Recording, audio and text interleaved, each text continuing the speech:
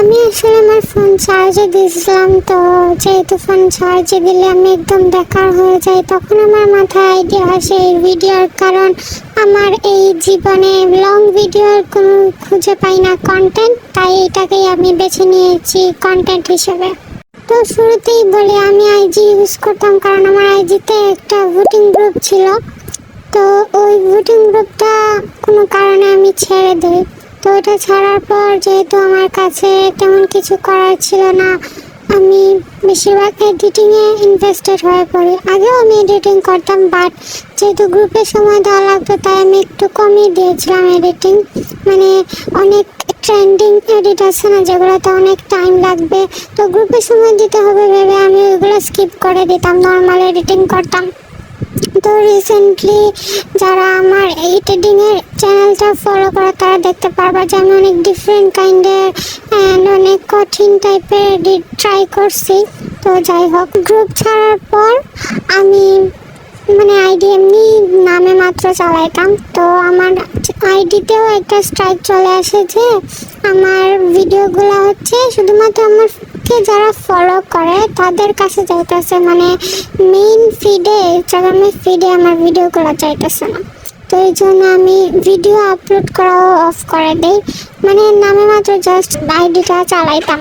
তো তারপর আমার আইডিটাও সাসপেন্ড হয়ে যায়। এরপর থেকে আমার কাছে যতগুলো অ্যাকাউন্ট ছিল ওই সবগুলোর আমি নাম চেঞ্জ করে আমার আগের আইডি নাম দিয়ে চালানোর চেষ্টা করছি, ডিফারেন্ট নাম দিয়ে চালানোর চেষ্টা করছি, বাট আলটিমেটলি আইডি সাসপেন্ড হয়ে যায়।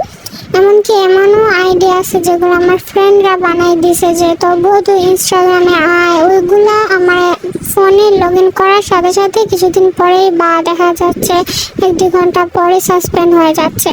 তো আমি অনেক চেষ্টা করেছি অবশ্য ইনস্টাগ্রামে থাকতে, কারণ কার না ভালো লাগে রিল স্ক্রল করতে। যখন ধরো তোমার কোনো কিছু ভালো লাগতেছে না, একটু রিল স্ক্রল করলাম, এবার এই কিছুই করার সুযোগ ছিল না, আইডি বারবারই সাসপেন্ড হইতেছিল। তো তারপর হচ্ছে এর কিছুদিন আগে ইনস্টাগ্রাম সাসপেন্ড হওয়ার কিছুদিন আগে আমার ফেসবুকও সাসপেন্ড হয়ে গেছিলো।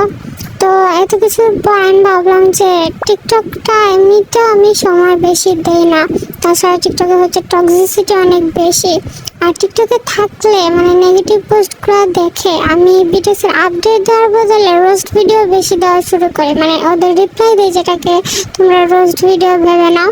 যাই হোক, তো এই জন্য আমি টিকটকও হচ্ছে আনইনস্টল করে দিই। তাছাড়া টিকটক চালাইলে কি হয়, আমার ফোনটা অনেক স্লো হয়ে যায় অ্যান্ড বারবার হ্যাং করে। তো টিকটক আর ইনস্টা ডিলিট করার পর হচ্ছে আমি এডিটিংয়ে ফুললি ফোকাস করতে পারি, কারণ এডিটিংয়ে শুধু একটা অ্যাপে তো হয় না, অনেকগুলো সাপোর্টিং অ্যাপ লাগে। তো যেহেতু ইনস্টাগ্রাম আর টিকটকের মধ্যে তো বড় বড় অ্যাপ ডিলিট হয়ে গেছিলো, সেই জন্য আমি ওইগুলো ইউজ করতে পারতেছিলাম। তো যাই হোক, এই হলো আমার রিজন যে আমি ইউটিউব ছাড়ানো কোনো সোশ্যাল মিডিয়াতে নাই। অবশ্য আমার এক্স অ্যাকাউন্ট আছে, কারণ ওখান থেকে বিটিএসের বেশিরভাগ আপডেট কালেক্ট করি। তবে অনেক আপডেট ইনস্টাগ্রামেও আছে যেগুলো আমি এখন পাইতেছি না, কারণ আমি কোনোভাবেই ইনস্টাগ্রাম ইউজ করতে পারছি না। তো আজকের ভিডিও, বাই বাই।